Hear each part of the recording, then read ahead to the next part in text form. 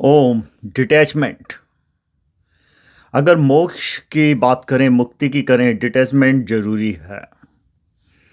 और डिटैचमेंट का कंफ्यूजन काफ़ी लोगों को, जिन्हें ये लगता होगा शायद उन्होंने अपना पद छोड़ा, प्रतिष्ठा छोड़ी, घर बार छोड़ा, धन दौलत छोड़ी, वो डिटैच हो गए।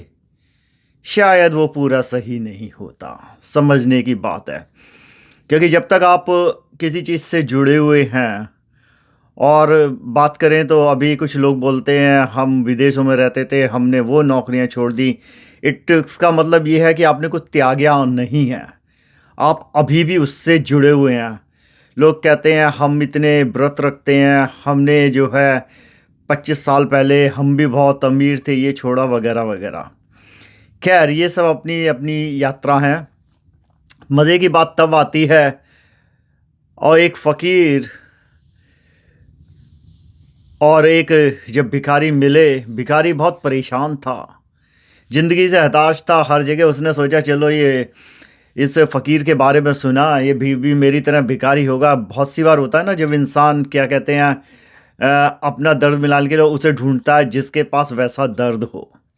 इसको ऐसे समझो कि अगर आप एग्ज़ाम में जो है आपके नंबर कम आए हैं, अब आप वैसे लोग ढूंढते हो जिनके नंबर कम होते हैं, क्योंकि उनके साथ मिलके होता हाँ यार अच्छा नहीं हो पाया। तो वैसे ये हुआ, ये फ़कीर की कुटिया के पास पहुंचा, लेकिन ये जब भिखारी पहुंचा ये तो आग बबूला हो गया।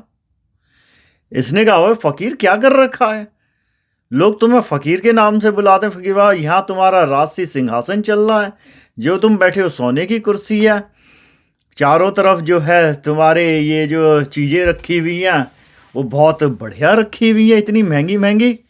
फ़कीर बोला कोई बात नहीं दोस्त, आओ बैठो, अभी थोड़ा सा आनंद लेते हैं, बताओ तुम्हारी क्या सेवा कर सकता हूँ। फ़कीर का जो अपना, जिसमें वो भीख मांगता था, वो भिक्षा पात्र टाइप का कह सकते हो, वो लेके आया था। भिखारी ने कहा मैंने सुना है कि तुमसे बड़ा त्यागी कोई नहीं है आज की तारीख में। मुझे विश्वास नहीं होता, और मेरा विश्वास कराने के लिए मैं जो कहूँ तुम कर सकते हो। फ़कीर बोला जो आप बोलेंगे प्रभु वैसा होगा, बताइए क्या करना है। भिखारी बोला तुम अभी इसी समय दरिद्र हो जाओ, जो तुम्हारे पास है सब कुछ छोड़ दो। फ़कीर जो मध्य में बैठा हुआ था, जहाँ एक नृत्य चल रहा था, चारों तरफ जो था महंगे उसकी सोने की खड़ाऊँ, सोने का उसने जो सोने के जो अपने वे पहने हुए थे कपड़े, उनमें बटन ये लगे हुए थे। फ़कीर बाबा ने एकदम सब कुछ उतारा, एक उसने सादा सा कपड़ा डाला सूती का, और भिखारी के साथ बाहर चलने लगा। अभी लगभग वो कुछ दूर ही गए होंगे, भिखारी को एकदम याद आया जो उसका भिक्षा पात्र था, अरे वो तो अंदर रह गया। फ़कीर बोला क्या हो गया। भिखारी एकदम व्याकुल सा हो गया, भिखारी को लगा जाए ना जाए। एकदम भिखारी बोला नहीं मुझे 2 मिनट दो, मैं अभी गया और अभी आया। भिखारी दौड़ता हुआ अंदर गया, उसने वो भिक्षा पात्र को लिया और बाहर आया, उसके पास पहुंचा, फ़कीर के पास।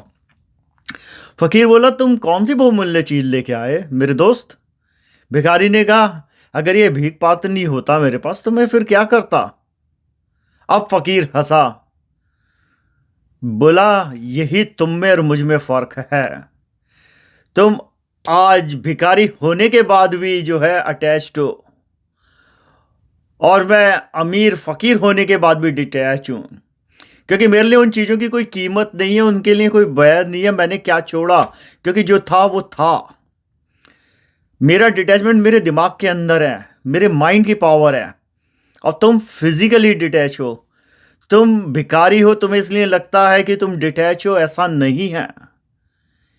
एक अमीर आदमी भी जिसे बोध हो जाए वो डिटैच हो सकता है, और एक भिखारी जो ये दिखावा करे, प्रिटेंड करे, तो वो भी अटैच हो सकता है अंदर से। और यही वजह है कि जो मोक्ष का पाथ है, मुक्ति का, वो बहुत मुश्किल है, क्योंकि उसके लिए तुम्हारे को हमेशा इतने टेम्पटेशन आते हैं, आप उनको यादों से निकलना पड़ता है।